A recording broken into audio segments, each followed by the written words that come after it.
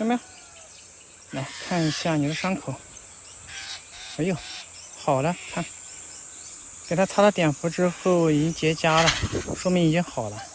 善良的猫咪跟小鸟们倒是相处的挺好的。你看这个家伙，就在喵喵的旁边飞来飞去。它现在好像已经习惯了它们，没有一点敌意，去找小橘猫玩了，完全无视旁边的小八哥。哎呀，你们这些家伙，一群扑到我身上要吃的，太夸张了，把小橘猫吓得撒腿就跑。你们看，松鸦的智商还是在线的，他知道这个橘猫块头小，没有什么危险，一点都不怕它。它们还是能辨别猫脸的，哼，你还想和它们玩？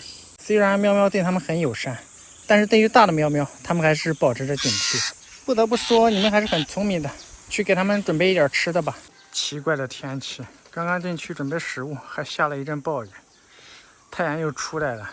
看一下那几个家伙在哪里。哎呦，这个溜得好快啊！来，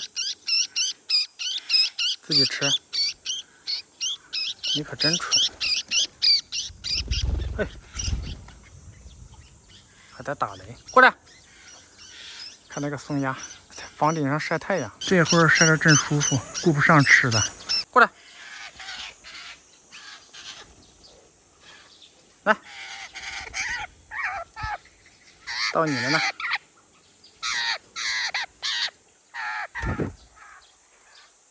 啊！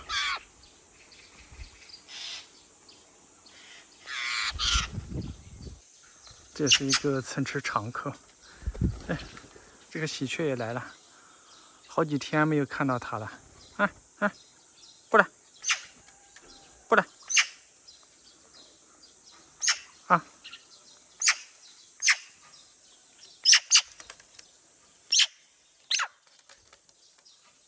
现在警惕性好像很高了，没有之前那么胆子大了。啊！来，之前还敢上手，看样子是彻底的野化了。